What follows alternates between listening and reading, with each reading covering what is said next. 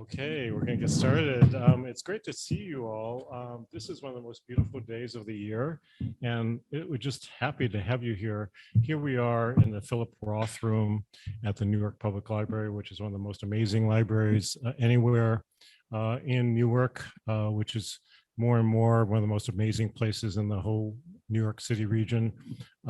So it's really delightful to be having this discussion, which is a foundational kind of discussion around the question of so-called campus community collaborations. But in fact, we use that rubric, we use that term, but what do we really mean by it?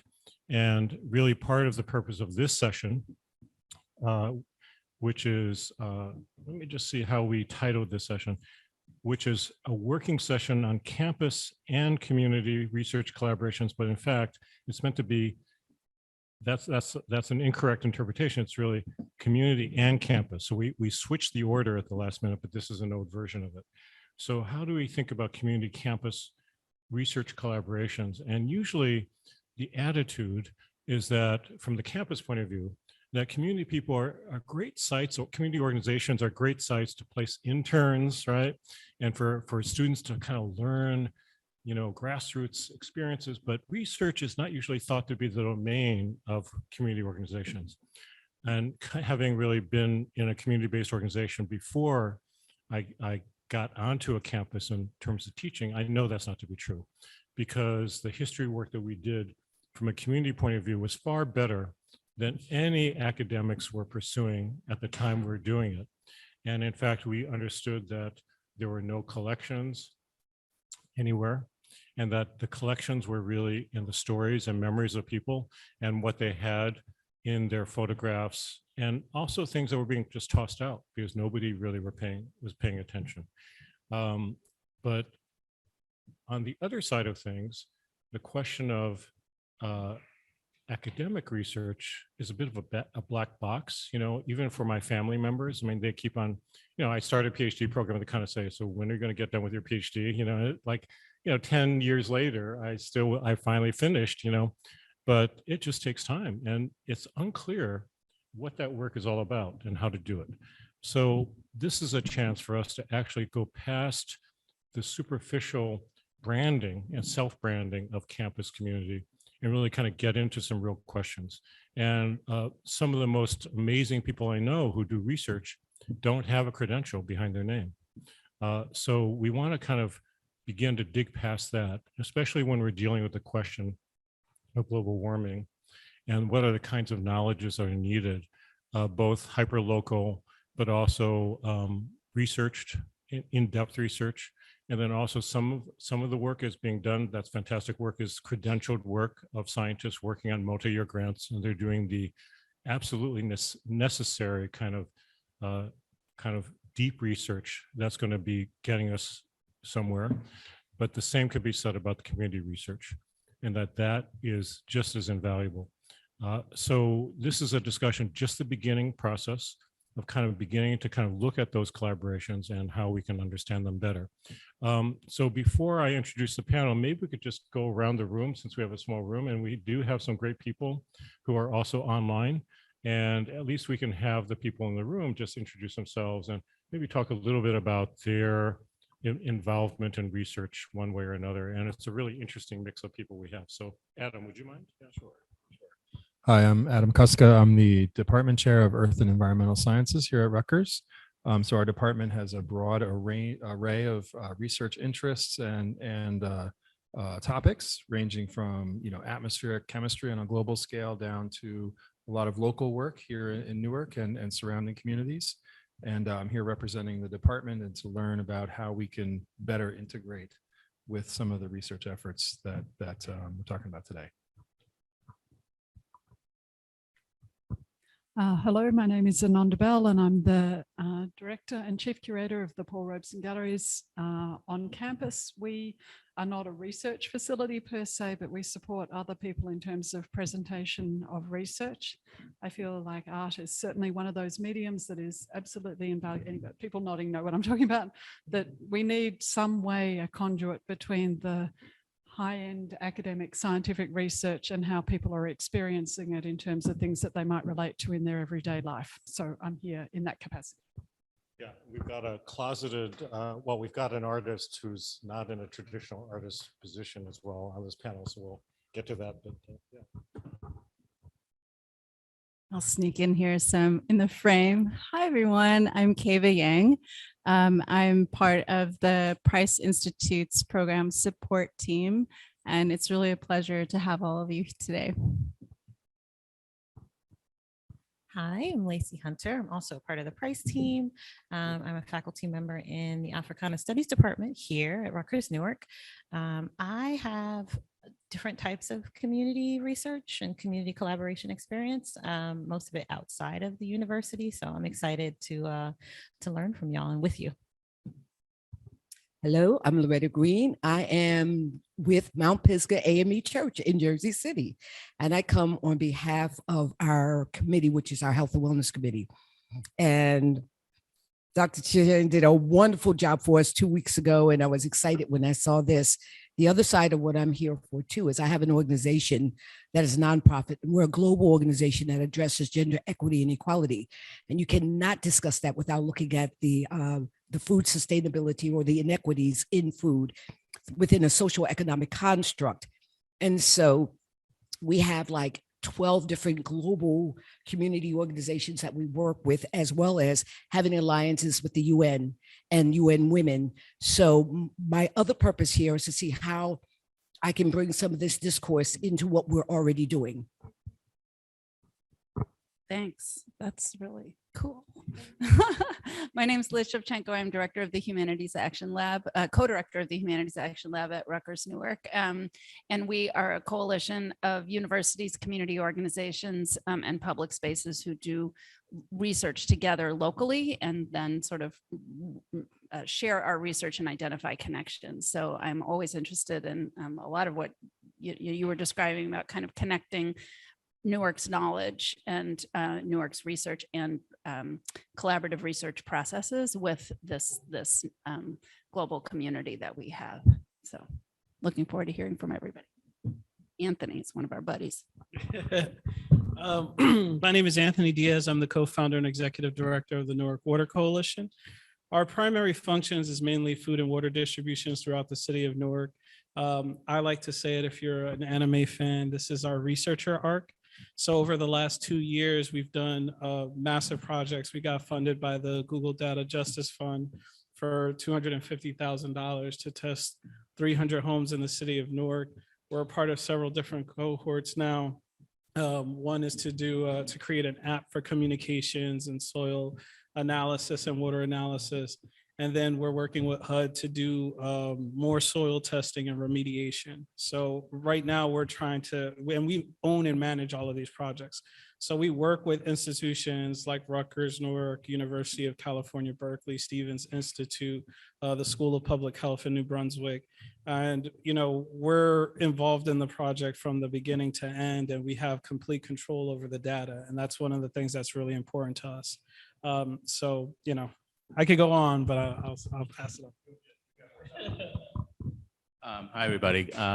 My name is Kevin Lyons. I'm on the faculty here at Rutgers in the business school in the supply chain management department, but my area falls a lot into the climate change and environmental sustainability and social impact type arenas. And a lot of the community work that I do is generally with folks that are dealing with equity. Equitable development is a commission, for instance, that I sit on here in the city. So I'm a commissioner in the city for equitable development, as the city is now starting to, or has been, not just starting to develop, is there equitable housing issues that are related to that. And then I also investigate and look into economic parity as well, whether or not all folks are being treated fairly, and whether or not the economy is treating everyone the same. So that's where I spend most of my time.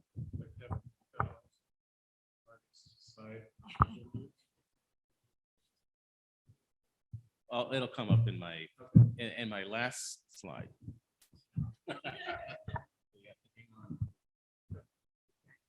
Good afternoon, everyone. My name is Natasha Dyer, and I am Executive Director at Greater Newark Conservancy, where we work at the intersections of racial justice, environmental justice, and food justice to improve the health and well-being of Newark residents. And we do that through urban agriculture, nutrition education, school, youth, and community education as well. Great. Okay, so I do want to make sure we talk about how we're also on the unceded land of the Munsee Lenape people. A number of us have been working with the Turtle Clan, especially of the Ramapo Lenape Nation. And that's a vexed, difficult question that we haven't fully grappled with.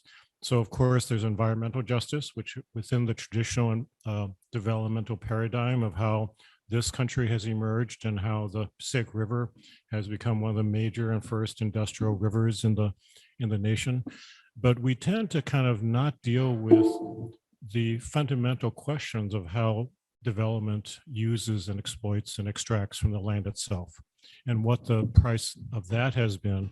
And I tend to think of this, and this is a debate that a number of us have been kind of talking back and forth about in terms of what might ecological justice, if we're going to use that term for now, about ecological systems and the questions of the rights of a river, the questions of the rights of the creatures that had been flourishing here, the rights of the fish that had been caught in the weirs that had been created by Lenape peoples from thousands of years ago.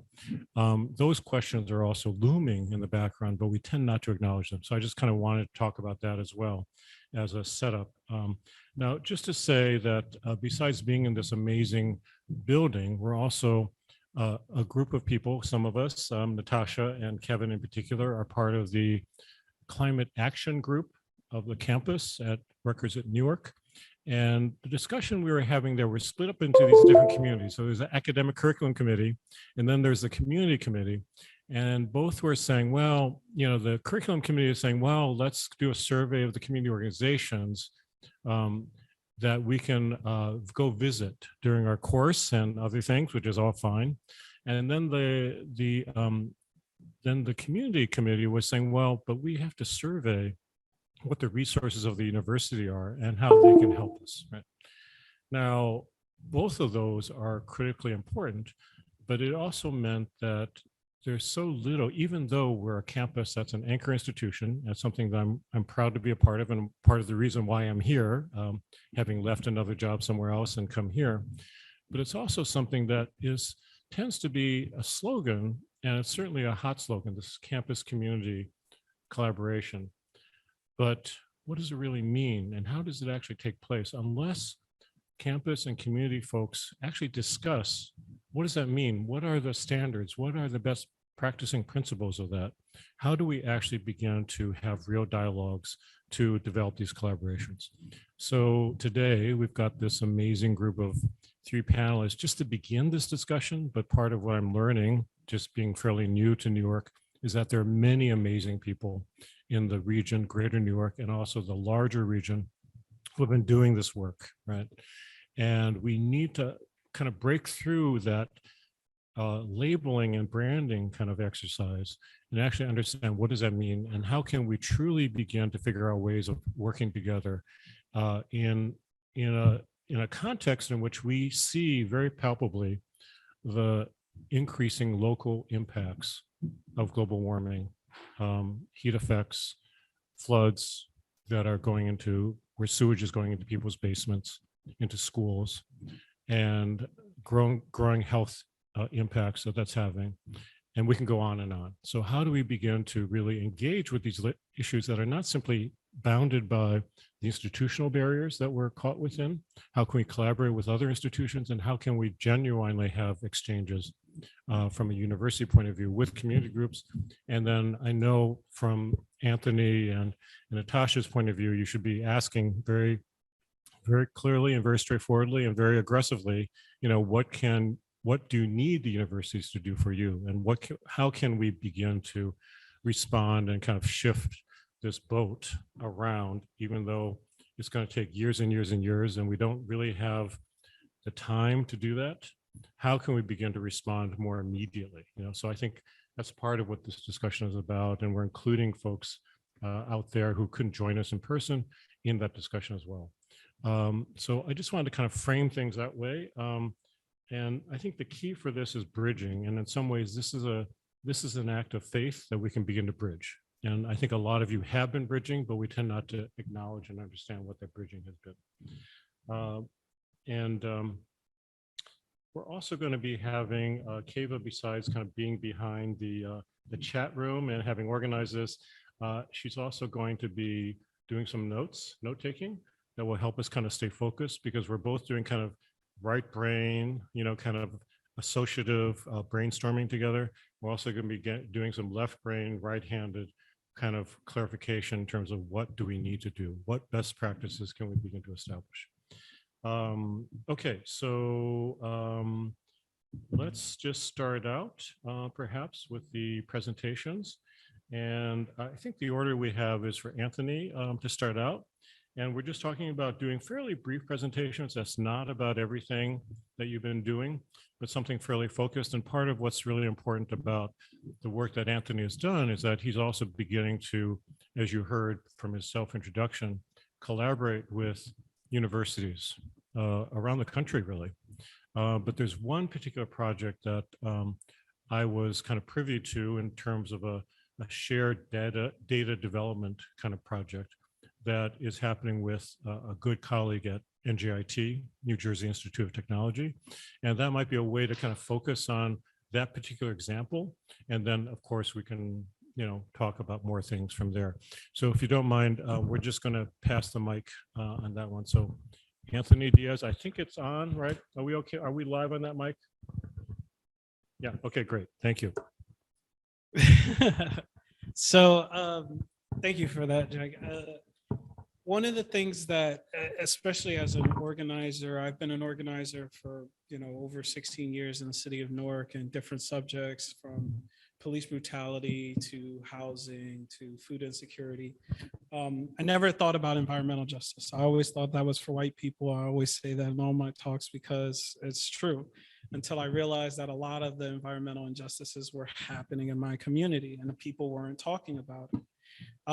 So I tend to lead with this ideology of, like, in order for people to advocate for themselves, we have to meet a baseline. People need to be fed, people need to be housed, people need to have the mental health capacity. So with that in mind, a lot of the work that we do is kind of tackling these systemic oppressions or these systems of oppression that we face. So all of that means is like, well, the programs that people approach me with, how does it help my people? The institutions can offer research on any topic, but if it doesn't have any real world application, then it's not worth anything to my people or the community. So the project presented, it was like, well, we want to design an app. And I'm like, okay, well, they're like, we want you to lead it. Like, tell us what you need. And one of the things that I think about often is data. Data is the most important thing, as we see with AI and Amazon, and how any term of agreement that you sign is collecting your data. But these keepers of these data, are they doing it with integrity? Are they honoring their communities when they do this stuff, or is it for the dollar, or is it greed, or is it capitalism, or anything else around it? So when we approached this idea, I was like, the first thing is always, okay, we have data, we've collected, we've done research all across the city, but how are we sharing it? Through Instagram, through, our website, through our newsletters, through email blasts. But if we are not remaining relevant to the society at large, then we're doing ourselves a disservice, because then we have all this knowledge and no one knows about it. What good is a library if no one comes here? So this data is a way for us to meet our community, and it works twofold. The concept of an app is good, but I also understand that there's a lot of privilege. We do intake forms at our offices. We have one on Clinton Ave and one on South Orange Ave. And what I realized is 50% of our community can't even use a computer. So, again, thinking with the app is how do we make it user friendly? What data are we sharing? Are we being integritous with this data? And then how are we training our people to use the app? Then the long-term vision of this is one of the things that I think is important is communication.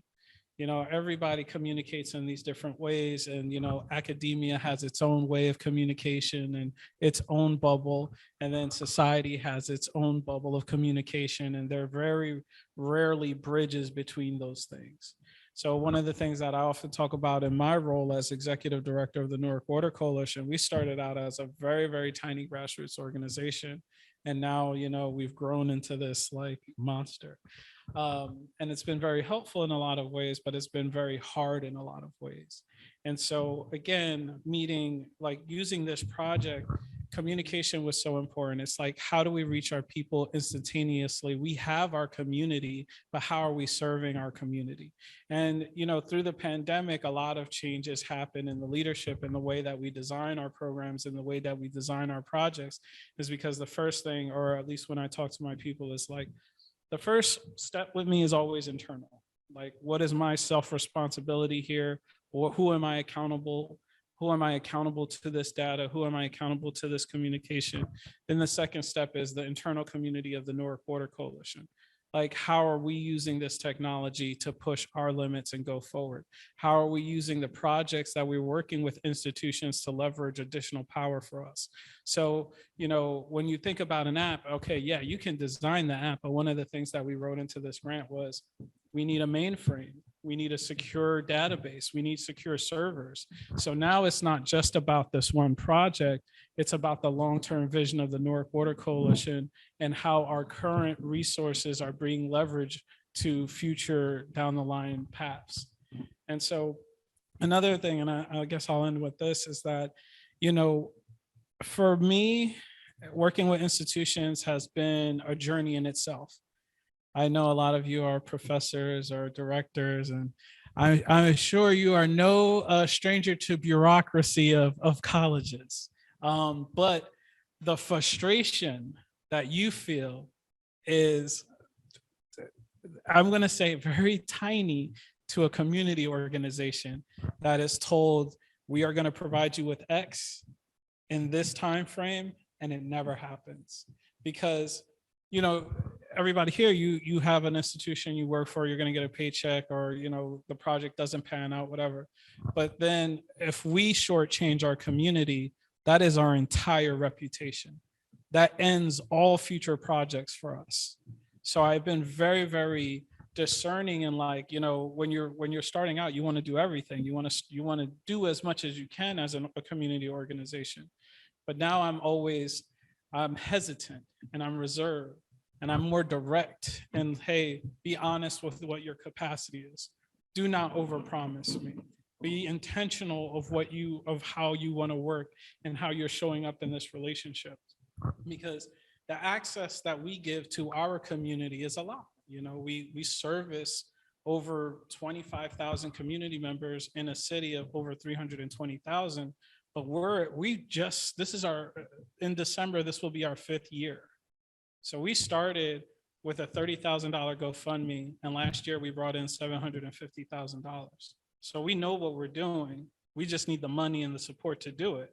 So, I take these projects, I try to have a long-term vision with them, and I try not to think about the immediate fire, but future fires that I want to put out. Thank you. Yeah, great. So we'll come back to a particular project that I was referencing in terms of NJIT, but let's move over to Natasha, who can kind of provide also an overview of her work and some of the research needs that you have. So I should just point out that the Greater Newark Conservancy is one of the oldest granddaddy organizations in the region. Has been doing this work for a very long time, has been there before terms such as environmental justice were being kind of thrown around.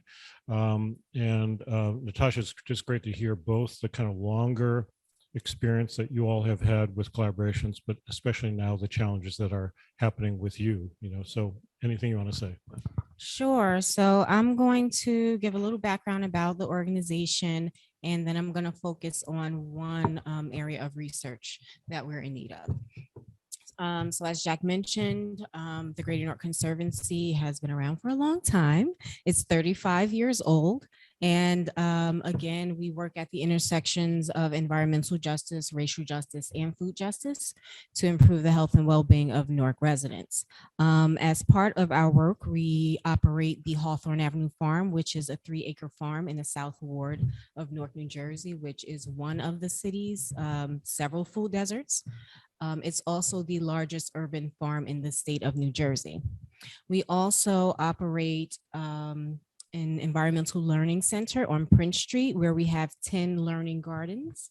And that is about 1.5 acres of land. So across our land and our work, we manage about 4.5 acres of green space here in the city of Newark, right? So with that, we serve approximately 8,000 residents annually through urban farming and community greening. Again, that's with the Hawthorne Avenue Farm. We also operate farmers markets and farm stands throughout the city during the growing season. We also offer free community workshops to urban gardeners and people who are interested in urban agriculture, environmental justice, and or horticulture. We serve approximately 40,000 young people a year through our Newark Youth Leadership Project, which is a summer internship program that introduces high school and college students to green careers, urban agriculture, horticulture, and environmental justice. We also do farm to school programming. Right now, we're working in about 6 schools in the city where we have created and managed school gardens. And or we use produce that we raise at the farm to introduce young people to farm to table eating and introduce them to the field of urban agriculture. So I'm going to go on. Also in Newark, there are over 27 community gardens and urban farms. So this number of 27 is based on data collected by the Newark Green Team. This was last updated in 2022. And I say 27 plus because I know that there are some school gardens that could be considered community gardens that are not included in the number. And there are some urban growers that emerged since 2022. So that's over 27. So I'm going to go into what we know. We know that community gardens and urban farms contribute to biodiversity, carbon capture, they mitigate heat island effect, and they provide stormwater capture. We also know from Newark 360, the city's master plan, that 45% of Newark schools are within 1,000 feet of high emission roadways, which can exacerbate air quality and health issues. We also know that about 7.9% of Newark is covered by trees versus 40.3% of Essex County as a whole. We also know that Newark's land surface temperatures are 10 to 15 degrees hotter than nearby municipalities, and that New Jersey has a goal to cut greenhouse gases by 80% from the 2006 levels by 2050. Now, what we need to know. This is where the research comes in. We need to know what impact the urban farms and community gardens of Newark have on the fight against climate change. Can we measure biodiversity? Can we measure carbon capture? Can we measure their mitigation of heat island effect? And can we measure their storm water capture? Another question is, are there policy recommendations for preserving and expanding green spaces throughout the city of Newark? So many of the 27 plus urban gardens that I mentioned earlier are part of the city's Adopt a Lot program. So this is land that has been given, so to speak, to Newark residents to create pocket gardens, small community farms, and things of that nature. What happens is, or one barrier that we have in expanding the green space from the community members' perspective is land ownership. Much of the land is leased. For example, Hawthorne Avenue Farm is leased. We have to renew our lease on a yearly basis, and that is with the New Jersey School Development Authority, right? We would love to own the land, and things like that prevent us from making much needed capital improvements to increase our yields and better serve the community, because it's difficult to spend that much money to maybe run electric to the farm and things of that nature when it could be taken away from us at any given moment. So these are just some of the areas of research that we're interested in. Other areas may include the impact, measuring the impact, the health impacts of spending time in green spaces, and having access to urban gardens. So I think that covers everything for now.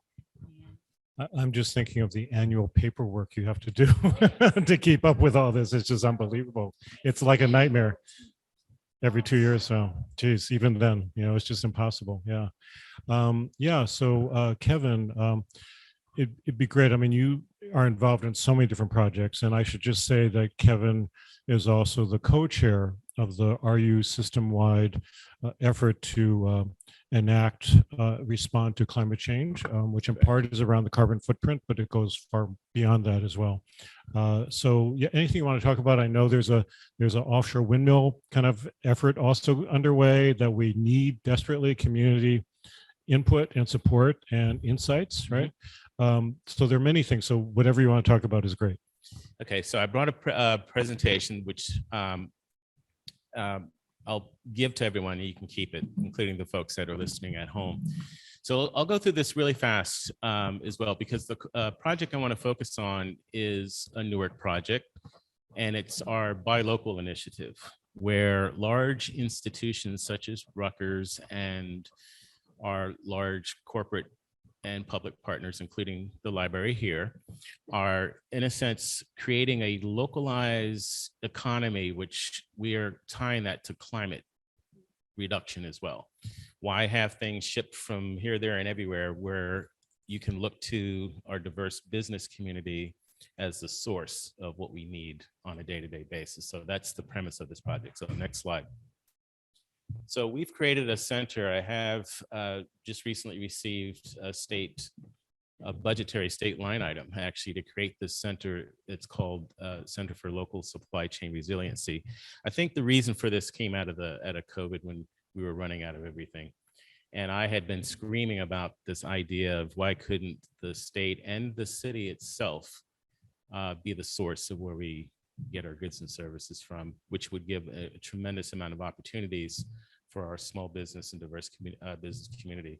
So my research is all about transferring the knowledge to our diverse business communities. What I mean by that, women-owned businesses, diverse-owned businesses, and giving them the tools, in a sense, to make just about anything, but do it in a way that's climate neutral, and that also increases economic benefits to their families as well. So next slide. So that's what this is. How can we do this localized economy while at the same time reducing energy, water consumption, being able to take our waste, which is where I spend a lot of my field work. I do archaeological digs at landfills. And when I say this to my family, they basically say, yeah, I'm just a garbage man. So it's easier just to say that. But can we do this while also reducing the health impacts of our people as well? So next slide. So this is what I call my lab. I spend most of my time, not only here in New Jersey, but around the world. I do archaeological digs at garbage sites. And what I'm looking at is the end of life of materials and asking the question, why is this here? So most of my research grants I get from companies that make stuff, and go the reverse way back to them to say that if this is what your intent was, then you failed. So let's design this and do it differently. And that's what I'm taking to our local businesses here in Newark, to say, you guys have an opportunity to re-engineer the way that things are made before corporate America, in a sense, takes it over and starts making billions of dollars of it. So basically looking at the end of life is what informs what we could be doing. So next slide. So real quickly, I'm going to just have a couple slides on what we're doing here in Newark. So taking everything that I just mentioned, how do you apply it to a particular city? This is a project I'm working on a variety of cities throughout the United States and actually overseas as well, but let's focus on Newark. So can you take this idea of economic development and climate neutral behavior and apply it to a city? So next slide. So we created this buy local initiative. We have 18 large institutions here that I've coalesced to say, hey, is it possible for us to source everything we need from Newark? And here are the next slide is the 18 plus organizations. So it's not just Rutgers, which is number 9. We're basically saying, I spent 2.5 years going out into the field and I've met every single business. I'll probably never do this again, but I went out and met every single business, family owned businesses, and found out who they were, what is it that they make, what are your struggles, and we are doing it again post-COVID because we unfortunately lost a lot of businesses because of COVID, and then hoping that we can strengthen them as well. But the idea is that I looked at these institutions as well and said, what is it that you guys buy on a day in and day out basis? So this way I have this match. Can I look at what we need and can we look to the city of Newark to get it? And the slide that was just before where it said 80-20, if we were to do this, we would only be able to get 17% of everything we need. So the good news about that, I mean, it's bad, but the good news about it is that we have, 83% growth. So we have 83% of things that we could be getting from Newark, and it's got a price tag to it. It's valued at about $15 to $18 billion. So that's wealth in a sense that we can create here in Newark, but at a climate neutral lens. Next slide. So go beyond that. Next slide. I don't want to get too academic. And then next slide. So what I did was I created a map of Newark and plotted every single business that is in Newark and how do we actually interact with them. So I wanted to do something that was visual and that was pleasing to the eye. And this is just a quick example, and I'll conclude my talk here.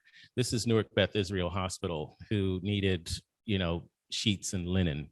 And so the system basically will say, what is it that you need and can you get it from Newark? So you can click the next button. It's just going to give you a simulation. So next button. So what the system found is that they are doing business with 2 local entities valued at about $150,000. But when you hit the next button, when you ask the question, well, how much are you buying in total? They're buying $5 million worth of textiles and they're getting it outside of New Jersey. So the next question in the system will say is that, could you actually get that from Newark? So hit the next button and it'll look at the whole state of New Jersey, which is all those fancy colors. These are different cities that offer that same material and product. And then the next click will show you that this product is in fact offered in Newark at these 9 diverse companies. And here are the profiles of those companies and who these people are, and what value could we get by doing business with them here in Newark. So the next slide.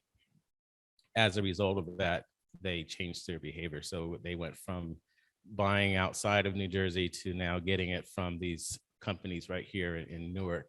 And then what it'll do lastly is calculate the CO2 emission reduction for a benefit as well. So the benefit is economic, but I also wanted to share with them that it's also good business to do business locally because it reduces our environmental footprint as well.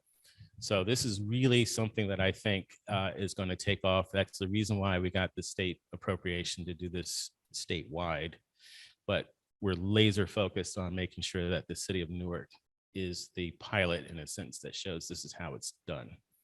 And I think I only have like 1 or 2 other slides, just sort of fun stuff. So now we are looking at all contracting statewide and making sure that it's diverse. So we do these disparity studies just to make sure that it's not business as usual. So I basically study to see, are there small women-owned and diverse-owned businesses that are out there that could be servicing the state? And the answer is yes. Next slide. and plastics is a big issue for everybody. So we're now going to be citing a business here in Newark that can take all plastics, shred it up into little bits, and then produce products that you see here. So basically, we have the technology, and as I was telling Anthony earlier, why aren't we transferring that knowledge to our diverse businesses so we can make stuff? So we can make piers, that's the New Jersey shore, those pilings on the bottom left. And in that top left corner, that's 250 computers.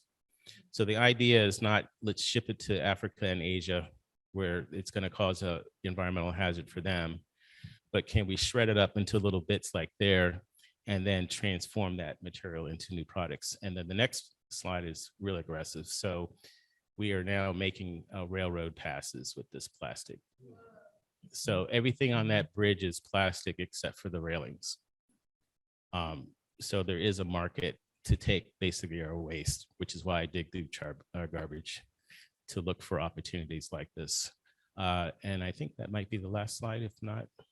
Oh, this is the last slide. So this gets to the arts. So my supply chain fashion class is all about sustainable fashion. And this was a fashion show that was held in Atlantic City 2 weeks ago. So we're really pushing the envelope on sustainable textiles, taking textiles that were destined for garbage, which unfortunately in my landfill studies, we're seeing a lot of clothing because we're making clothes cheap now. And folks are wearing it a couple times, washing it, and then it gets disformed and then they throw it away. But our plan is to take that waste and you can transform it. Basically, you can shred it, like I like shredding stuff.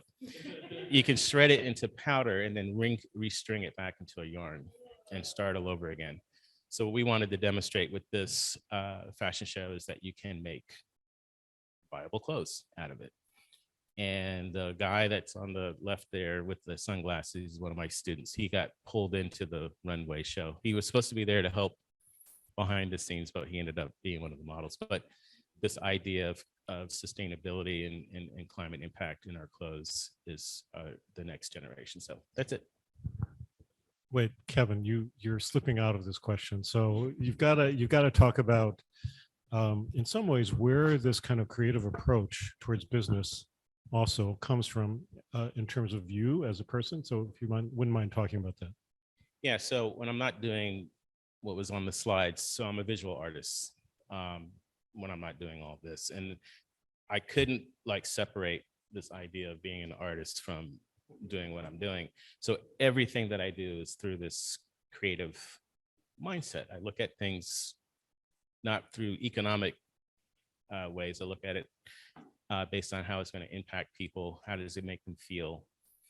And then all the other stuff gets woven into that. So I can work out the costs and the reasons why we should do things and why through this artistic lens, because I can get more folks to buy into things based on tapping into their creative mind rather than coming to them with a bunch of formulas. And this is, the return on investment is just like their eyes start to roll back. But if you start to think about the artistic value that this has and why this is important, and then I can relate to just about anyone with that. And then before they know it, I have them hooked. There's no backing out because you can't then just say, well, I wasn't really interested in the creative stuff. It's too late. But no, I think that's critically important. And I think that literally every topic has a creative lens that you can see things through. And that's why the Humanities Action Lab is one of my favorite places and what you guys do, because it is, in my mind at least, tapping into that creative side of people's brains. So I'm also on the board of Newark Arts, and I used to work in the arts sector, and I love everything that you're doing because the arts also have a way of translating complex topics in digestible ways and drawing people in, to your point, when they aren't even aware of it. Well, this is a perfect segue into this next phase of our discussion, which is, we have a lot to discuss. We're not going to cover it all, but we're at a good point. We're about 3 o'clock, so we've got till about 4. But what I'd love to do is to start out talking about what the community-based research needs are and how you're hoping to tap into the resources and especially people resources of the universities. And Anthony, if you don't mind, kind of we'll circle back to you, and maybe you could talk specifically about the NSF grant that was just submitted with the Richa Dasgupta at NJIT. That would be fantastic, and just to kind of really explain to us why you needed to go to him and how you start formulating that. Because I think, again, most academics tend to not understand the kind of nuance and sophistication of the kinds of issues that are being brought up, and just kind of say, well, these research methodologies may not be proper data. So there's a question of data and what counts as data and what doesn't count as data, so all those issues are kind of in play here. But if you wouldn't mind, so just let's start out there, and then we'll just have a conversation about these issues, okay? So for us, we were at a point where, at least in the organization where, we started out very tiny community group, kind of just like rabble rousers doing whatever, fighting the man. And now 4 years or 5 years into the game, it's like a lot of infrastructure needs are popping up. And if we're going to tackle bigger projects, if we're going to, have a long-term vision and be a counter institution to anything that exists currently, we need the infrastructure. So, Neil, Nagisa, everyone came to me and they said, hey, there's this opportunity, but it involves data sharing. It involves what does the Newark Water Coalition need?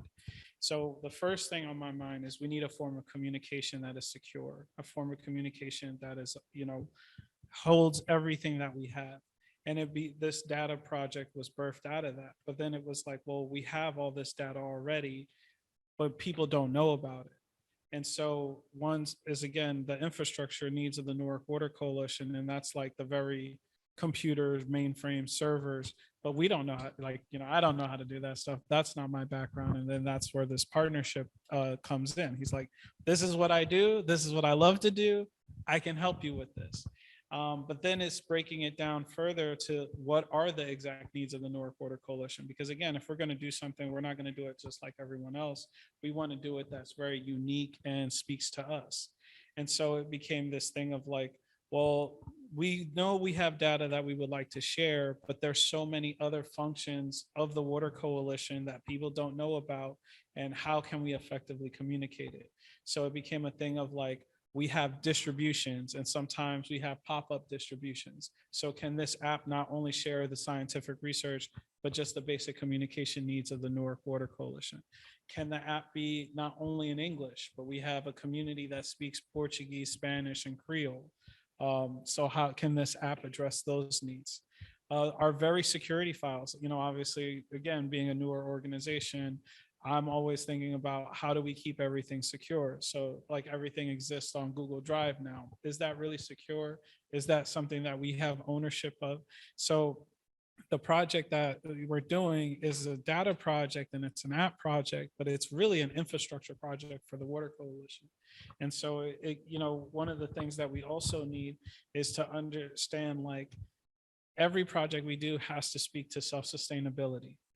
If we as community members can't own and control it and utilize it and have to lean on an institution in order to constantly get support, that's not really a sustainable project for us. That's not something that's going to have long-term effects for us. And so, and even discussing this project, one of the things that is really at my heart, especially working with institutions, is knowledge liberation.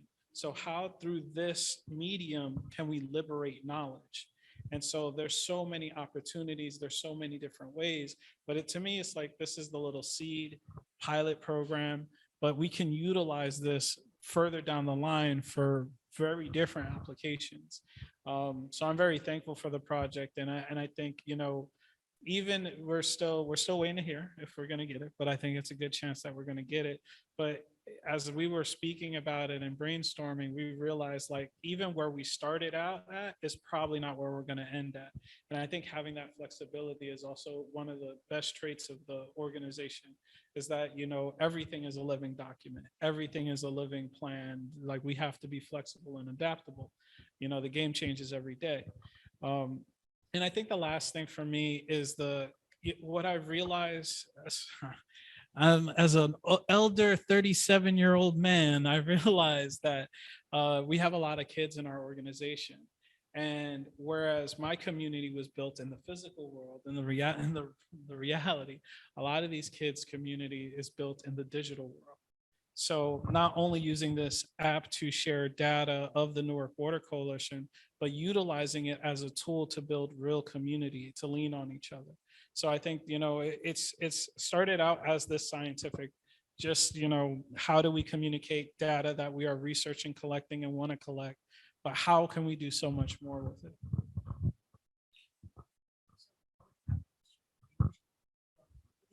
Hit a nerve with me when it comes to community.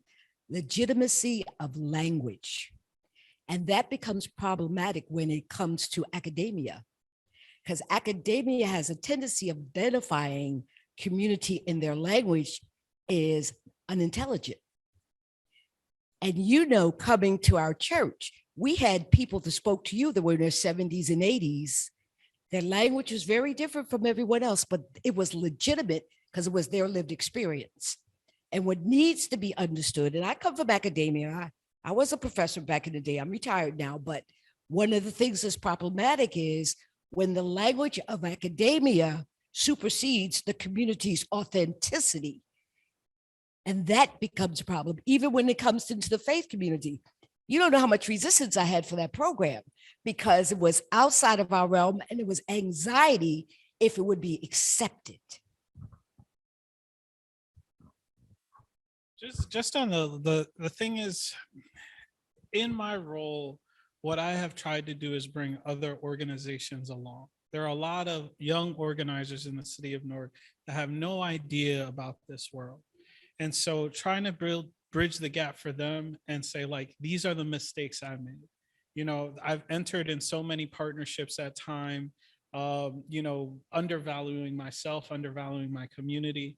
There are grants that I, went after that I probably shouldn't have gone after.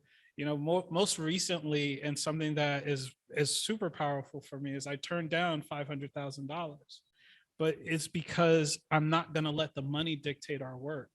And that's the other thing, like, you can have a research project, but if that has nothing to do with our community, people often look at the dollars, but then wonder why it fails because there was no heart in the matter. And so it's one of those things is like, we inherently have been devalued as community members, as not being experts, as not having, proficiency in these certain areas. But, what I try to tell people often is like, I am the symbol, right? I am a symbol of someone who didn't finish school, who runs an organization, who's fairly successful. So there's no excuses. I come from this community too.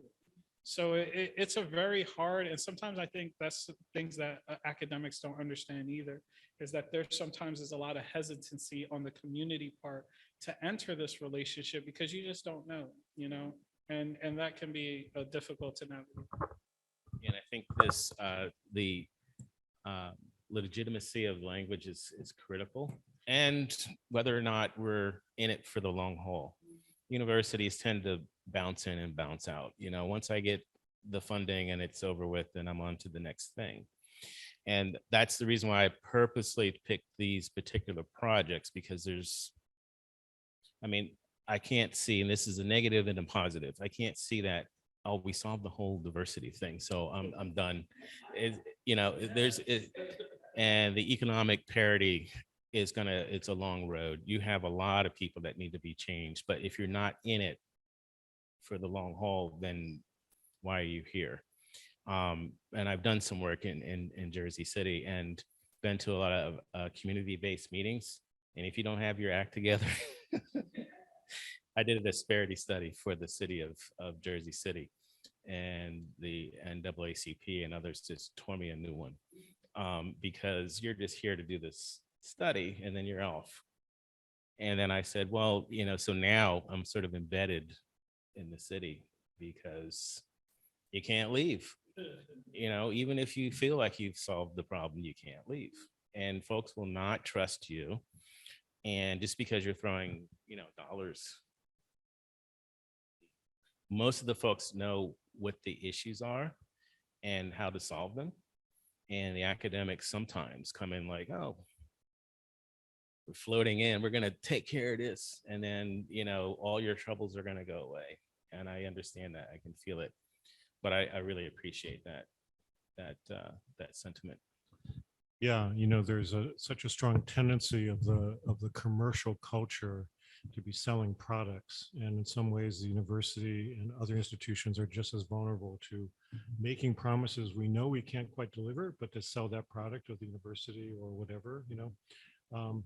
But I did want to kind of shift, if we could, to a point that Natasha, you were raising, but also connects up to this question of who owns the data.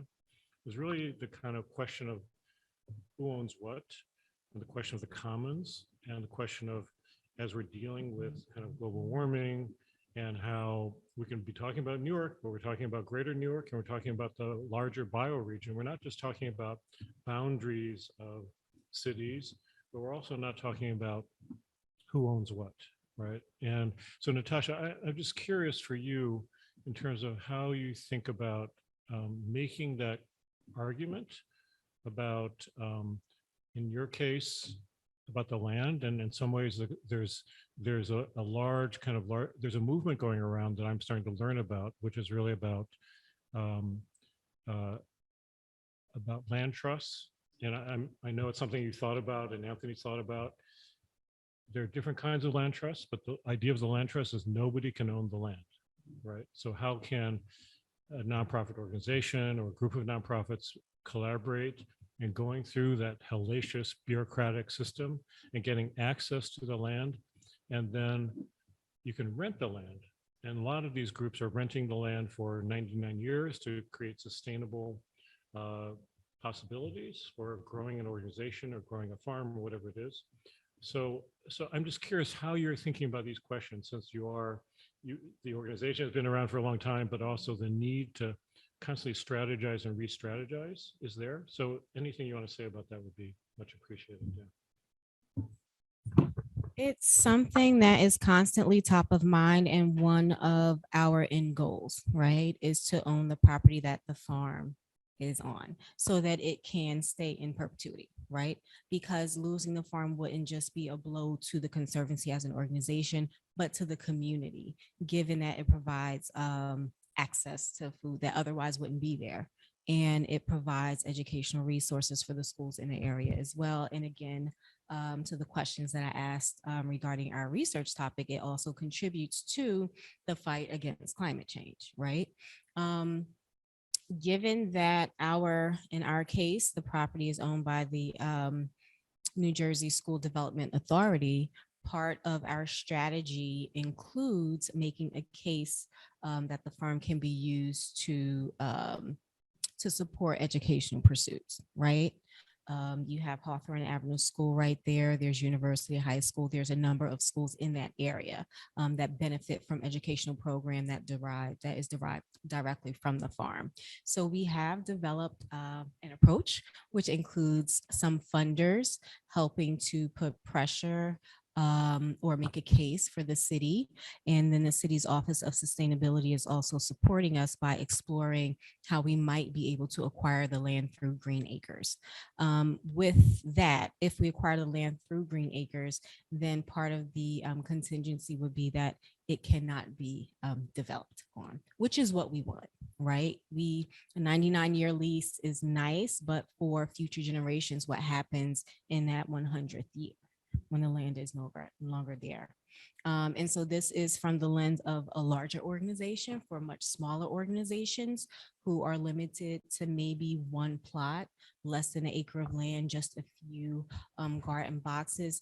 There are even more hurdles to cross. Like oftentimes they don't even have the dollars to purchase insurance to cover the land that they have acquired, right? So our organization, at one point in time, we held the insurance for 51 lots that were being stewarded by community members. So this is a constant issue that's top of the mind for not only my organization, but for the rest of the smaller community gardeners and urban farmers in the city and beyond. And just to kind of round this out, so part of what Rutgers is a part of, which many universities across the country are, part of a land grant system. And the land grant system in its origins are really also taking lands that were indigenous lands and then helping to build the endowments and the structure of the land grant university itself. So Rutgers is one of these places. So in some ways, that's a complicated issue that we still have to sort out. Fundamental question. But connected to that is that as part of the land grant system, cooperative extensions were set up, and those are funded so that in the state of New Jersey, you have a county agent in each of the counties in New Jersey. And it seems to me that a lot of what you do is really directly related to the co-op extension, but at the same time, I don't know how well we are doing as a university system in supporting that. So, I mean, so you have a basis for also kind of reflecting on what the university is doing and what it's not doing. So any comment, you don't have to kind of point out any names or anything like that, but just I'm curious how you find that and what challenges you think that we as a university should do much better on. So two things. One, and I'm not sure if this is unique to the university community connection or just an issue in general in most municipalities, right? There's oftentimes a communication deficit, right? So the resources and of course the data, the research that the university has is not necessarily communicated to community members or those who need it. And then likewise, the needs that community members have are not always communicated or known to the university sector. And there's many reasons. One of them is the trust issue, right? Because Newark, I'm a fourth generation Newarker, and our city has been devastated by malfeasance on many levels, right? Not just by maybe researchers, but other larger organizations that may come in and promise something and then leave and we're high and dry. So there is a level of distrust there. I will say an example, give an example. So the extension, they actually have a master gardeners training program. And one of our community gardeners is in the program and was troubled to find out that the Greater Newark Conservancy or any other community farm in Newark was not listed on the approved internship sites. Right. And so they were having to go to South Jersey and other places far distances when they have access to green spaces in their own backyard where they can use their hours. We were able to contact them and we're now an approved site and we're working on making that true for more spaces in Newark. Right. So things like that, just reaching out to the community and understanding what those assets are, whether it's lived experience, right? Or the bodies of work that smaller organizations are doing and may not necessarily have the staff or financial capacity to communicate that out, right? So those are just some of the things. And I did have a question for something that Kevin raised, but I'll wait until we go back to that topic. Yeah.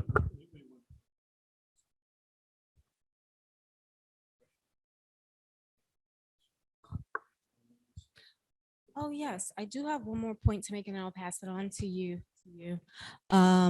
There are some efforts that are being made, right? I know that the city of Newark has a commitment to expanding green space. I don't know if they are working with Rutgers on any level or any other universities on that. The Newark, there's Newark Economic Development Corporation. It's been through many name changes. Invest Newark, thank you. I know that Invest Newark is also looking to allot some of the land in their land bank, some of the smaller lots for green space. And so we've been in conversation with them on how to make those efforts happen.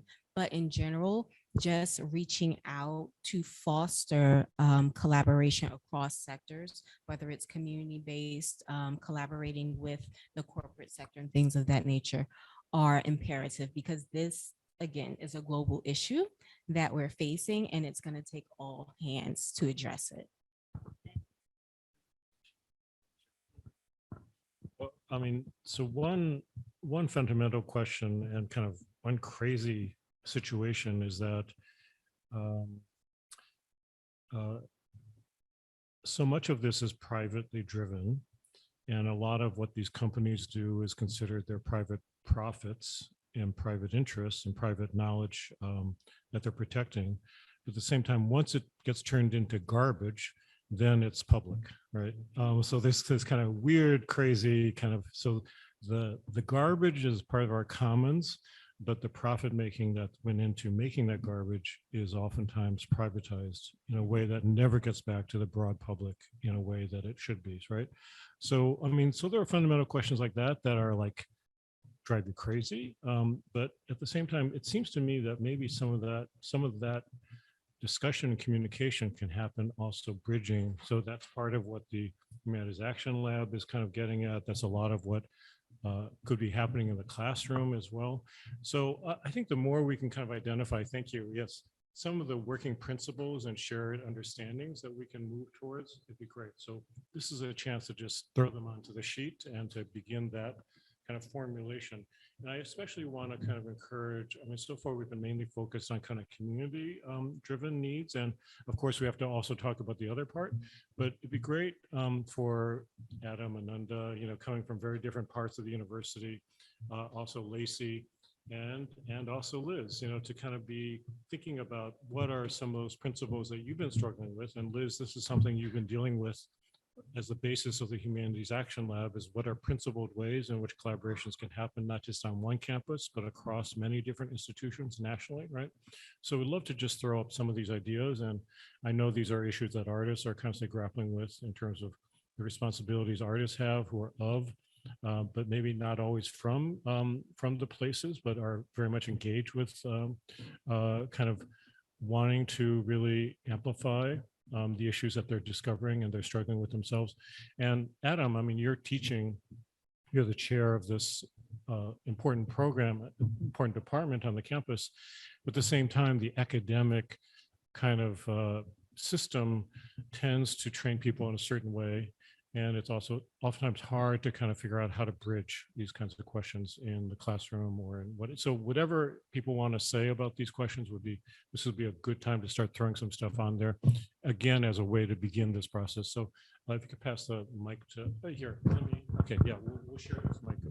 Thanks. Well, I'm here and I'll throw some things out here, but I feel like it's Anthony it's about, in some ways, all the things I've learned from our many ups and downs with Anthony, but and I should just say that Anthony has not only been a partner on the level of Newark, but has really been helping to steer these larger questions as a member of our steering committee and other things. So I hope that you'll jump in, but some like super obvious things that we had to learn that I think like everyone knows, but are worth kind of putting up there is that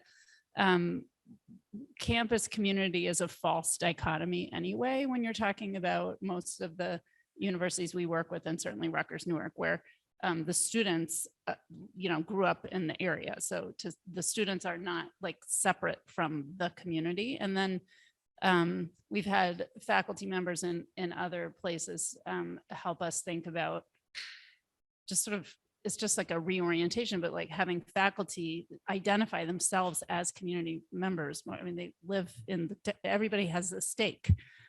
So first of all, kind of like breaking down that dichotomy at the same time as really recognizing the very different kind of like institutional positions that people have. Like, it's not like, oh, we're all one.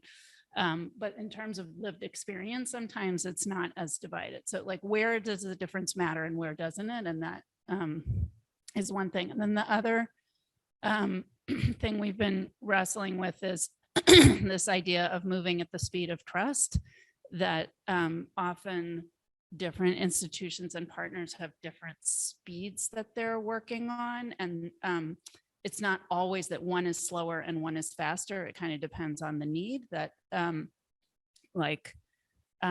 if, Anthony calls us and says like, I need something, I need like 5 students to come out like today.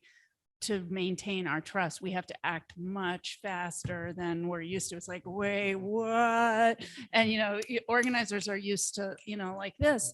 And on the other hand, on the other side, like we may be faster wanting to like, oh, we just want to get this thing done, or we just want to place our students. And, the organizers may be saying like, let's talk, have a slower pace of building relationships. So sometimes moving at the speed of trust means moving faster than you're comfortable with. And sometimes it means moving slower than you're comfortable with, but it's kind of recognizing that these things kind of go at different paces, and you have to find like a meeting point. But I think the biggest thing that I've learned through our like bumps and the way we've kind of like done great things and also totally dropped the ball with the Newark Water Coalition is that you can I feel like we have a great set of principles, and we have like a certain level of people. I don't mean like fancier. I just mean sort of people working at in a certain space that totally get it. But like, if we like translating that to all the people you're working with, so that like when it gets to the actual moment when it's actually happening, it works the way you know it's supposed to work. That's much harder. So that's like where the learning really is. Thanks. Yeah, I just want to jump.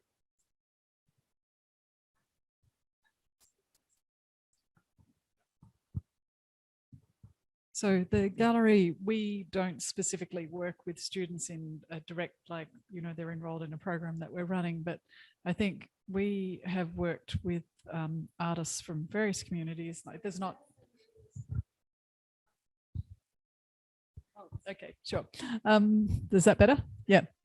So one of the things that I think is there's no single community, that's lots of different communities, and understanding the difference between the positions that we have on campus versus people who are not on campus is really important when we're starting to have a relationship with somebody in whatever capacity. Usually it's to realize a project or a program of some kind.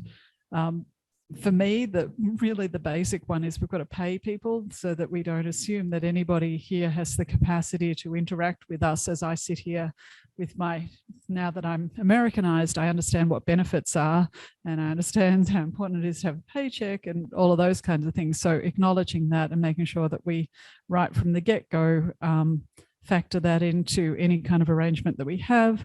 I think, hierarchies of knowledge and who's has knowledge that's considered, important or not important or sanctioned by virtue of having certificates and degrees from wherever, versus knowledge of people that is through years and years of experience and life experience that is above and beyond anything that I will necessarily understand, but I appreciate being able to work with them. So I think the idea of reciprocity of learning is a really important one to go into arrangements. And I think also basic respect. And I think that respect is played out through, as you've said, like honoring commitments and actually doing what we need to do.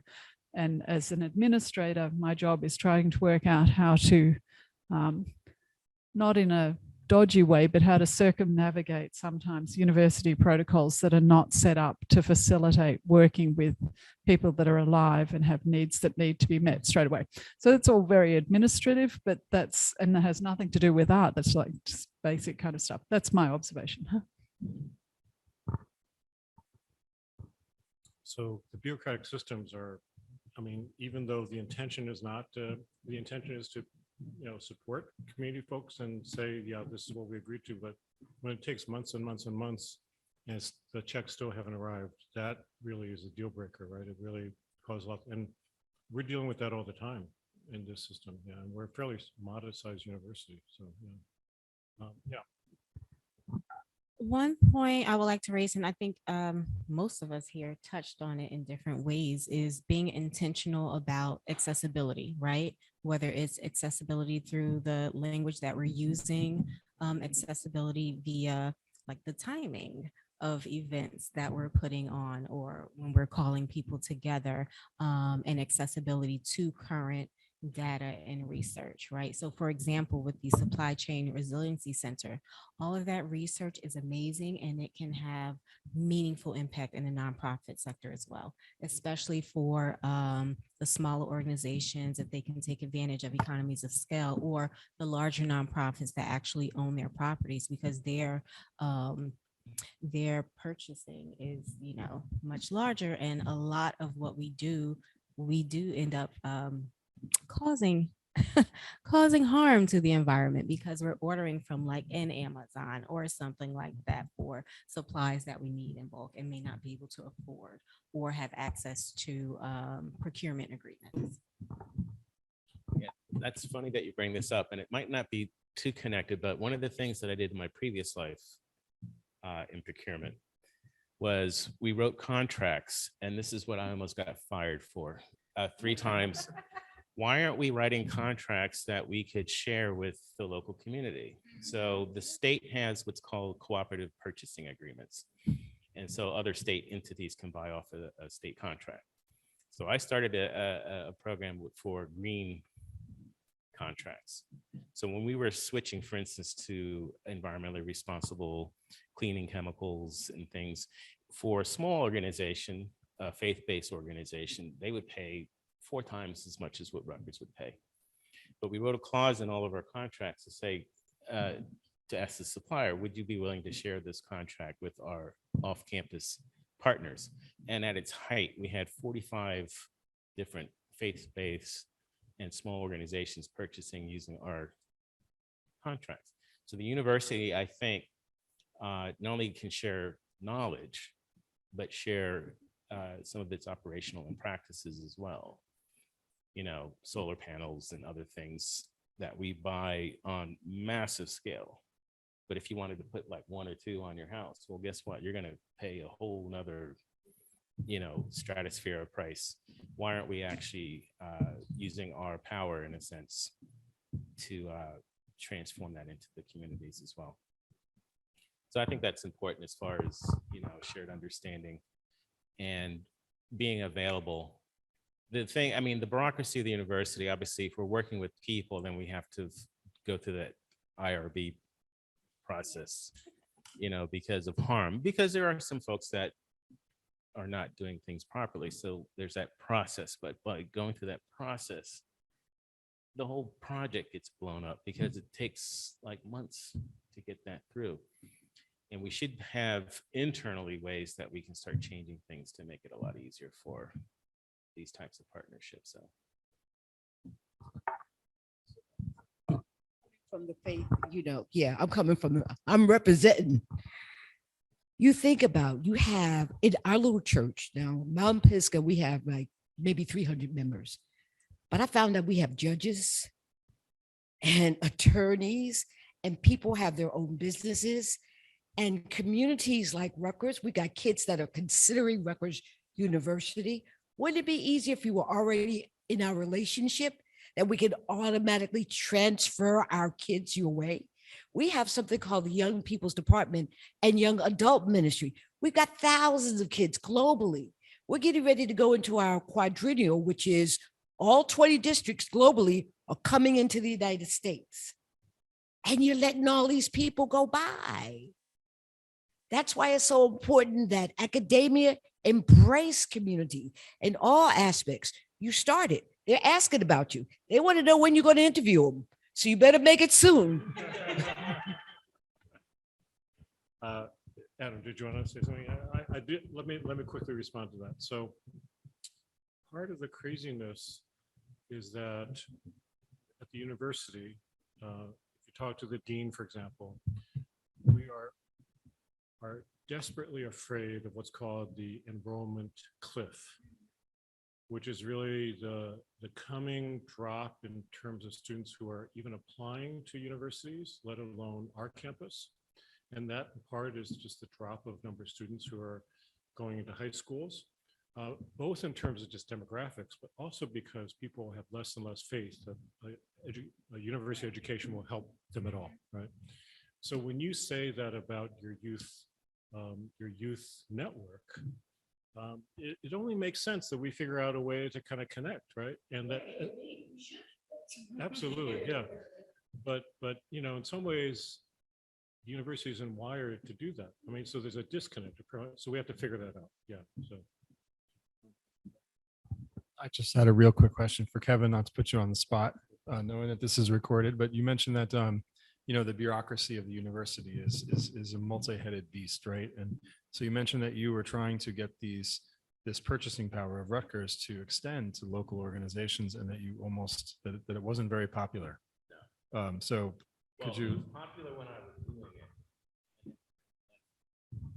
It was popular when I was doing it, but when I left to join the faculty, they said, get rid of that, because we only were doing it because he was here, which is, and that's on tape too. And I don't care because I'm on because it's true. I was just trying to understand what was the pushback on something that doesn't hurt the university and it just helps everybody, and the green purchasing stuff that you implemented. Just trying to get a sense of what bureaucratic obstacles were there, and do any of those obstacles translate to some of the other other initiatives that might come from this meeting, or that are already underway or might come from this meeting. So I'm trying to get a sense of, I only know certain heads of the multi-headed beast. Sure. Bureaucracy. Yeah. So to be honest with you, it did go away when I left, but we're fighting now, and it actually is back on track to come back again under new leadership. And it was all about leadership. In that particular world, it takes on the personality of the person that's in charge. And if they weren't, in this case, familiar with that kind of thinking out of the box and being creative, then that wasn't in their DNA. So when they came and they said, I don't understand it, so let's get rid of it. The new administrative folks that I immediately went in and have a conversation with them about this are now going to bring it back. So that's something that's going to be a nice new feature university-wide, including here at Rutgers-Newark. So when we reintroduce it again, there's going to be major marketing and communication for it, and we're going to use Rutgers-Newark as the pilot to start it. So every way that we stay connected, we'll get the word out.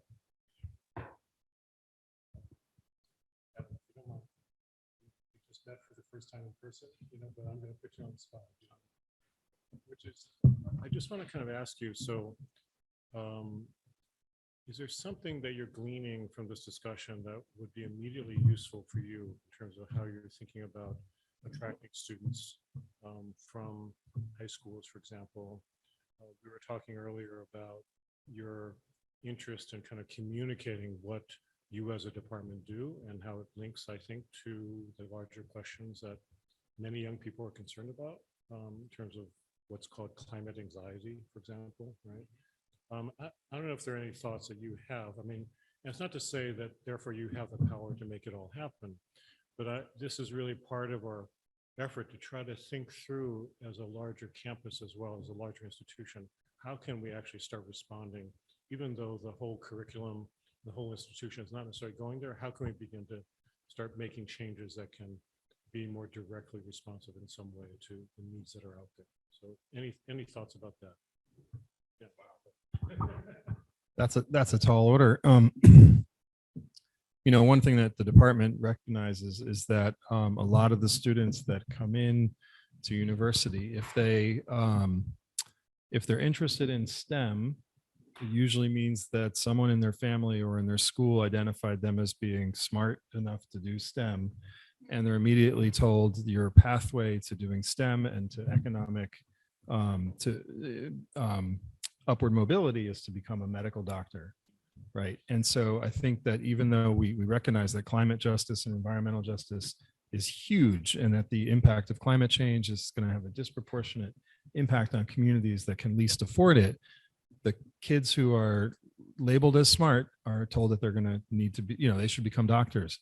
And I kind of used this line in my introductory classes. I said that the earth needs a doctor too, we need healthcare for the planet.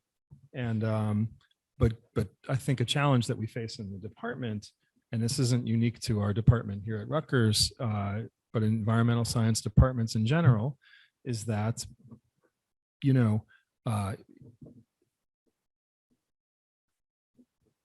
kids haven't been exposed to these types of things as careers. And so I think that it's important that, climate and environmental justice should be part of their curriculum, regardless of what your major is, because we all live in a climate. We all need water. We all need air. And we all, even though, having a mild winter like we just had, you might say, oh, this is great.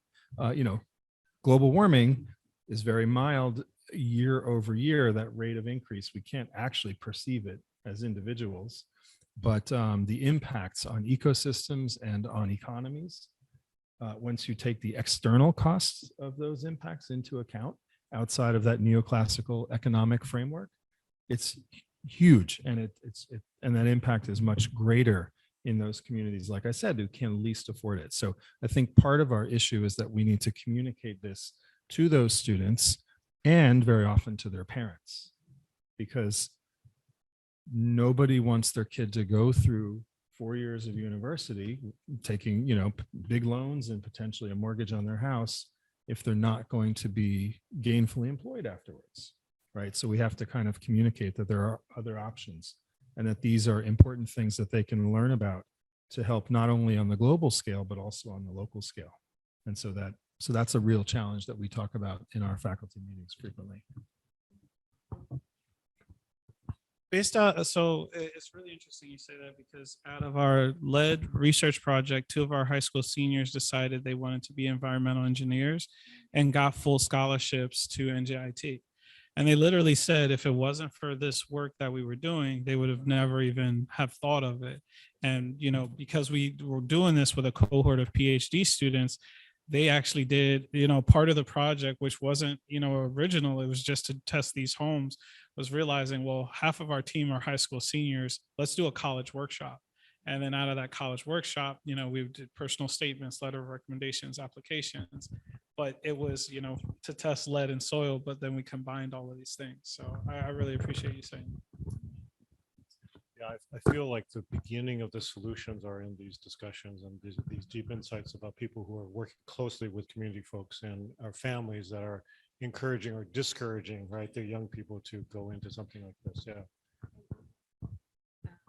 Even with what you just said, and to your point, Anthony's point, there are some programs that introduce high school students to green careers.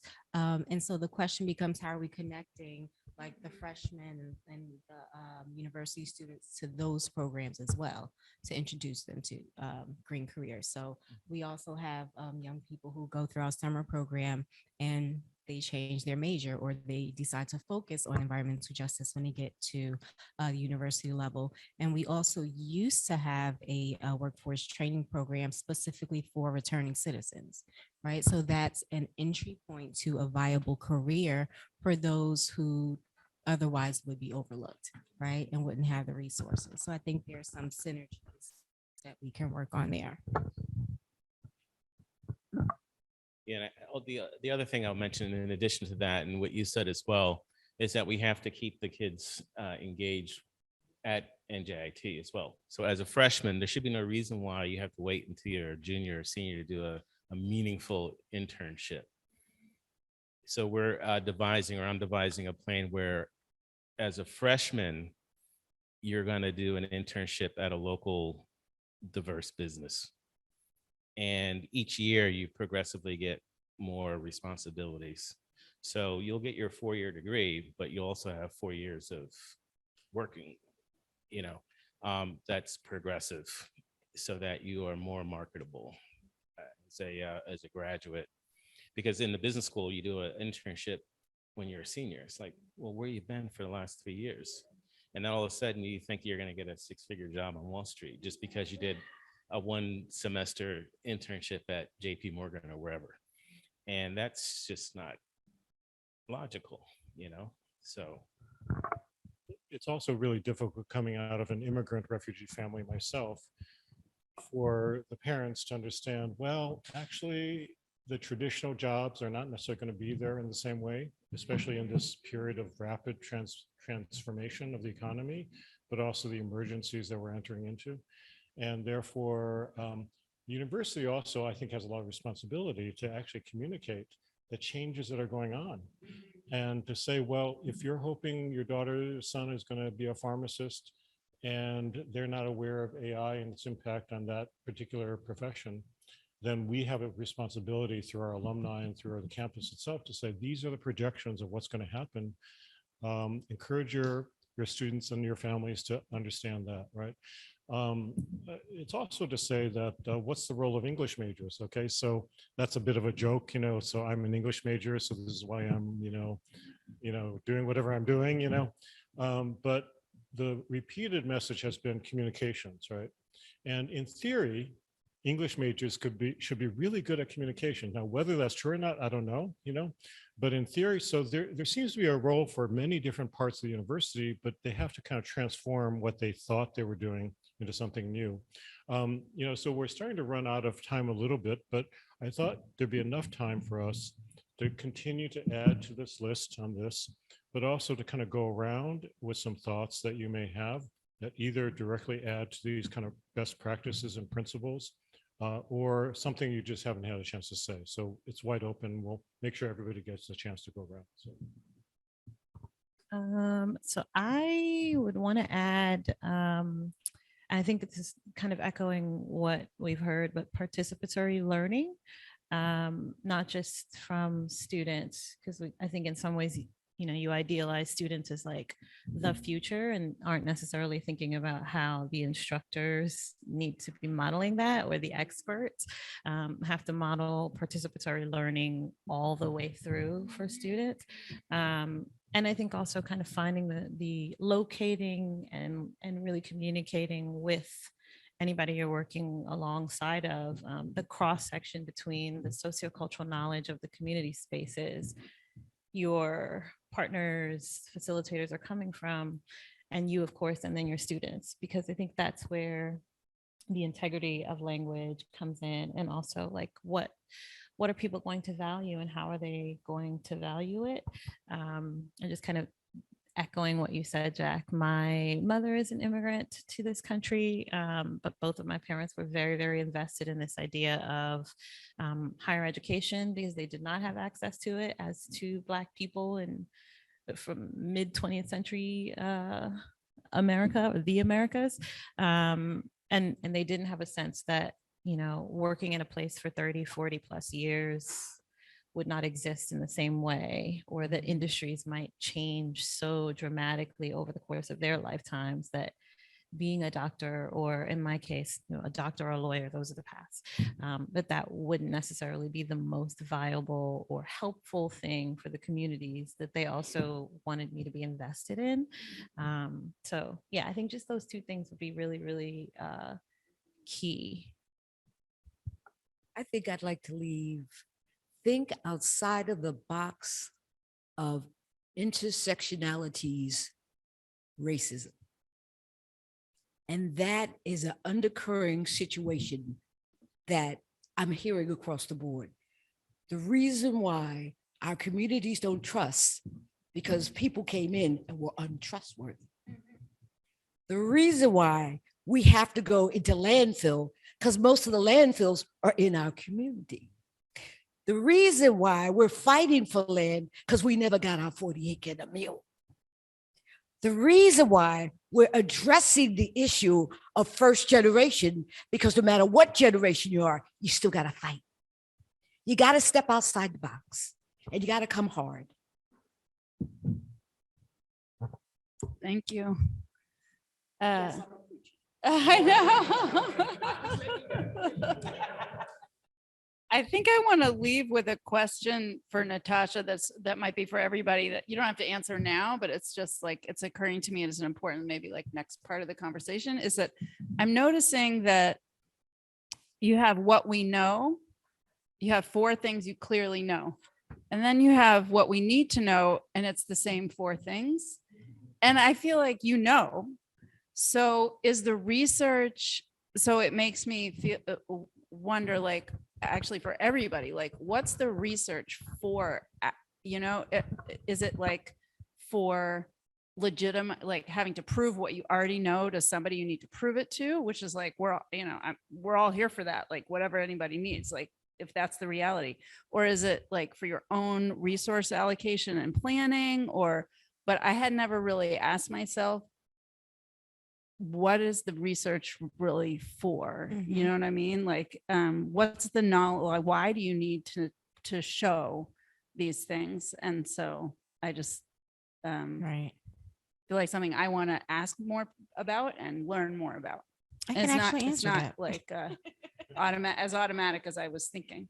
Yeah, I can actually answer that. So, what we know details the issues that we know are at hand, right? What our current landscape is. What we need to know is more about quantifying the impact that we're having in those issue areas, right? How are we articulating how we're contributing to mitigating the climate crisis? And that's not only just for public information, but also how we're helping the city, the state, and the nation meet those targets, and also for funding purposes so that we can expand and deepen our work. I think I'll leave with something that I'm very appreciative of how that does in our partnership is check-ins.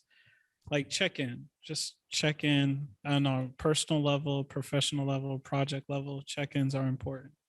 And then I will say too that one of the things that I actually realized recently, one of the researchers, their first thing after like talking to me and proposing this project is they came to our community dinner. Like we invited them, I didn't expect them to show up, but they showed up, and then they became more part of our organization, and it became less about the project. And because they became more about our organization, like the project was done, and it was done in a beautiful way. So when you're in partnership with someone, it's not just about the project. Like, someone said earlier, you are becoming that community. So be a part of that community and show up in the ways that you can. Yeah, I think the only thing that I'll add, and it was something that you had said, and so when we think about recruiting students, I think we should recruit the entire community with that student. So most students come here, they're on an island, they're by themselves. But if we were to recruit the entire neighborhood, that comes with the student, it would really be an interesting, look and feel at the university. And President Holloway does have a program that he's interested in. It's called the Posse program. And it's being done at Boston University, where they recruit an entire neighborhood of kids, and they all come to a university together. It's Posse. And it seems to be working really well up in Boston. So Rutgers is thinking about it. I'm not sure what they're going to do about it, but I like this idea of recruiting the community as part of the experience.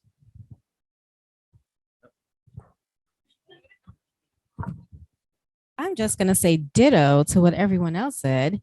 And just being here today and having this conversation, I envision or can see in the future some kind of think tank or brain trust that brings all of the actors we're talking about together and something that is sustained over time. I'm just kind of picking up on things that people have said, which is really about, we're in this for the long term, and it's tricky to figure out how to transfer the experiences that are useful, but also the mistakes that have been made of older folks who've been around for generations, and how to collaborate with younger folks. And so that it's not just age in those generations, but it's also cross communities, and how to kind of bridge the language, as people have said so really nicely, across different cultural differences as well, because not all cultures communicate in the same kind of ways.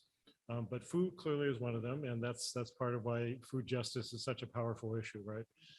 So how else can we begin to build those connections, and how can we, if we just had kitchens in our universities, that would make a big difference, right? Yeah. And somehow they're not places that we have kitchens, and that's a big gripe I have, right? We need to have kitchens, okay? So that's my major comment. So. All right, so I'm probably going to trip over my words and what I'm trying to say here. So as a STEM department that has a lot of researchers who are in the basic research and applied research, I think that many of us come into, when we started Rutgers Newark, we didn't really appreciate the unique opportunities we have here to engage with the community. And I'm thinking about what you said, where the person engaged in the project then actually hung out with you guys, went to the dinner, and I think that trust is earned. It's not given. I think there are some structural issues with the way universities like Rutgers view some of these efforts that can be counterproductive to what we're talking about here. And that is that at least in STEM, publicly engaged scholarship, at least traditionally, hasn't been something that's valued. We have this Form 1A, which is the nightmare of every professor that has to be filled out every, especially when you're on the probationary tenure track period. It's a horrible form. And at least historically, there's been nowhere in that form, for example, where you get to brag about your publicly engaged scholarship. And so that sends a message from the top down that the publicly engaged scholarship is not on the same playing field as the at least in STEM, like National Science Foundation $500,000 proposal. And so I just want to put that out there, that there's a structural issue with engaging STEM faculty in that they're not being these contributions, there's a perception that they're not as valuable as the peer-reviewed publications and the federal grants, for example. And that's something that we struggle with, and I think Rutgers-Newark, I've certainly learned a ton since I've been here, and I still have a lot more to learn. My research arena is not really easily transferable to publicly engaged scholarship, but I understand the value of it, having had students that are in my classes end up working in my lab and just, learning a lot, and et cetera. But I told you I was going to stumble on my words. But so this is just a challenge that we face, especially with young faculty who have a lot of energy, who are, say, not much younger than me, but, they're definite. They grew up in a generation where this sort of, I'm thinking of our new cohort of faculty. They're really outgoing and dynamic, and they want to make differences, not only on their research, but in these ways. And then my job as their chair, I have to say, these things are great. But if you focus too much on this and not enough on that, you're going to be unemployed when you don't get tenure. And that's and that's not because I made that decision, but because of the way the university is structured. So that's something that I just wanted to point out, that the trust is earned, and I understand that, and sincerity is key. And that poses a problem for faculty in STEM who are being evaluated on many different metrics with different weighting on those metrics. So something that I know that the administration here at Rutgers-Newark is trying to change, but this is a more central Rutgers, central administration kind of problem that Rutgers-Newark is working or trying to get the ear of the central administration to change that dynamic and the way that we're evaluated. Maybe I'll just be more blunt about that, which is that the leadership of the university, our campus, has actually been pretty good about really acknowledging this kind of research, this diverse range of research. And in fact, our chancellor has been involved in leading efforts to totally change the nature of what the criteria would be. But then whether the university-wide, the Rutgers-wide promotion tenure committee acknowledges that is the big question.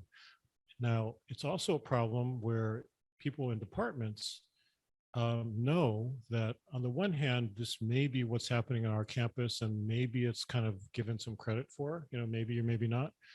But whether faculty take that seriously because they realize that they may not continue forever at this particular campus, but they may be going to another job somewhere else, which does not acknowledge this stuff whatsoever, it builds in a deep conservatism as to whether any kind of community-based work counts at all. even if it does on our campus, right? So it's a real dilemma that we're in. So it really speaks to how the big system, the larger system, is really almost unchangeable in this way because of the conventions that exist. So yeah, but yeah. When I'm listening to all of these conversations, I like to think about how I manage myself within the position that I have. And I like to think about Socrates and thinking about my absolute incapacity to teach anybody anything, but to encourage people to think. And I like to always put the A in STEM to STEAM. So that for me, the way that I think that the visual arts has a role here is ranging from the poetic, which is inspiring people to think about things in an abstract way and to encourage curiosity, and certainly within a younger generation to think about how future generations think about just humans within the environment and not as separate and distinct and above, and therefore being able to, do whatever we want to the environment, but as part of the environment, and how we choose to live our lives with that. Through to, the arts has a role in certainly didactic communication of information about, the impact that researchers coming out of Rutgers University, but certainly the impact of humans on the planet, and creating ways to visualize that can speak to people that is not an academic paper. So I really am very, very interested in the intersections, obviously, in art and science, communication, STEM, the humanities, and I would love to, there's already people here that I've worked with, but certainly I would love to continue to collaborate in the future. And I'm super open to, I don't have any answers for anything. And one of the things that the gallery has been quite good at is asking people like, what would be useful to you? What kind of projects could we work on together? And how can we kind of harness the access that we have to the university's structures when they're functional to make them useful for, various people that we work with. So, yeah. We didn't want to leave without saying, were there any follow-ups for the specific presenters' projects that surfaced? If there are any, let's just identify them. Yeah.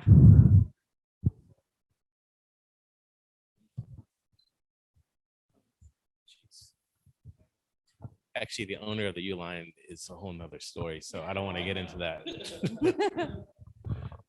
So we ordered the Newark Water Coalition. We give out jugs of water. We give out 1 gallon, 5 gallon, and 2.5 gallon jugs.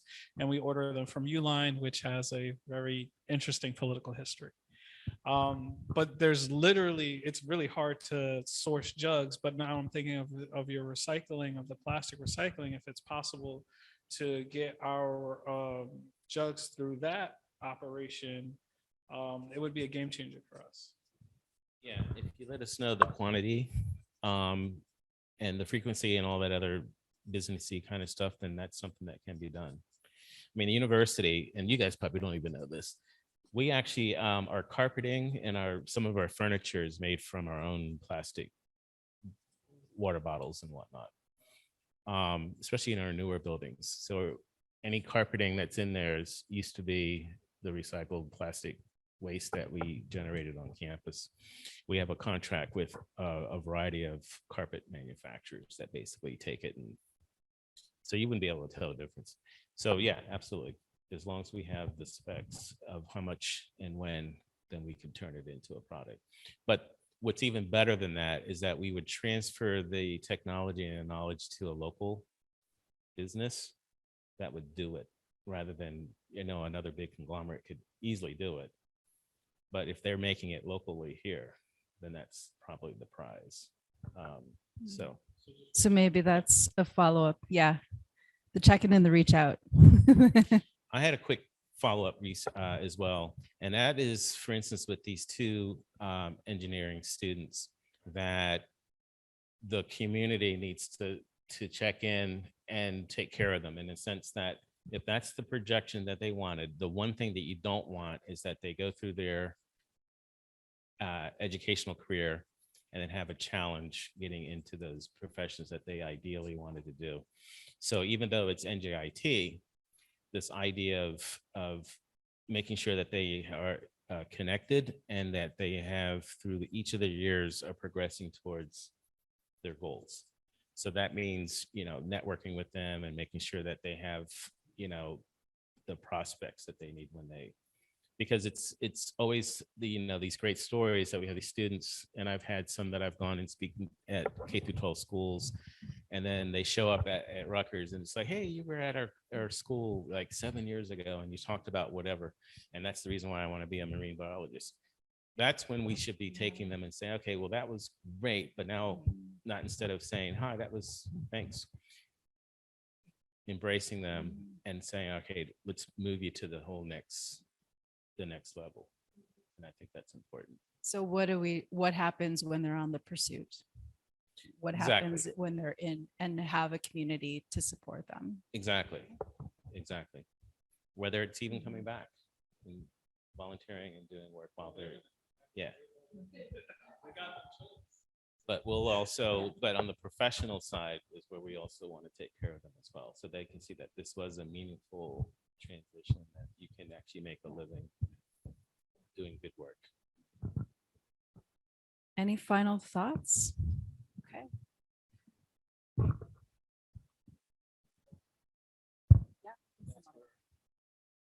I think we're also wrapped up online. Just want to shout out to everybody. We had 10 folks joining us, and folks from NJIT, folks from Rutgers, folks from community organizations. Everyone had said, several people said, thanks so much for such an interesting and thoughtful conversation. Yeah. I'll just make something that we can maybe add to this list, and then also just give a round of thank yous. I'm not convinced that universities as we exist now are capable of responding to the situation. If that's true, I mean, a lot of us are trying, but if that's true, then how can we create a learning space within the kind of collaborations, the trust that are emerging, that can then truly respond to the emergency situations we're in? It's kind of like we're in a fight for our lives, but nobody's acknowledging the fight for our lives, right? And it has many different aspects, which includes, of course, housing, food security, all of these kinds of questions. A lot of these things we've kind of gotten so oblivious to, but then this kind of what can be called slow violence, or this kind of catastrophe that's going in slow motion, that's going to happen very soon. It's happening worse and worse, but we're not quite aware of it. So how can we respond? So I think there is a need for creating some kind of a learning exchange and learning community that can work, that maybe is part of the system, but also not beholden to the system. I'm not quite sure what the formulation is, but it seems to me that we kind of need that right now. So I'll just kind of add that in.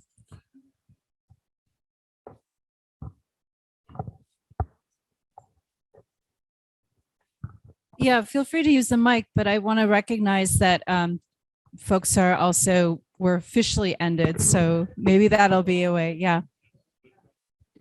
Yeah, just that there's a initiative for something called some people are calling a free school. So it sounds exactly like what you're talking about, that I kind of bubbling up from 3 different places, that I think like pulling it together and having this group be really driving it is I totally agree.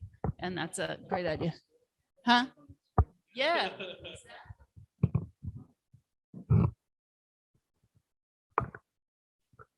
Okay, well, listen, thank you everybody for being a part of this. Thank you for the presenters. Thank you for those who've come. Thank you, Loretta, especially. I really appreciate your being here. And let me just say an official round. Honey Foster, who's part of our Price Institute staff, came down with COVID the other day, so she's at home. We wish her and her family well. Claudia, who's self-isolating, is over at the Price Institute right now. Thank you, Keva, especially for just kind of pitching in and doing all these things that you've done. Yeah. Thank you, Randy Kangre, who has always been someone we could rely on and trust, and we just really appreciate your great work. And also thank you especially to the library and Dale Colston, who's been with us all day and really providing this amazing space for us. So we want to continue this, and we want to kind of hear what your thoughts are. There's some more discussions. We know we've just scratched the surface, and there are many other community-based organizations that we need to be in conversation with. So we're hoping that we can kind of extend it next time around. Okay.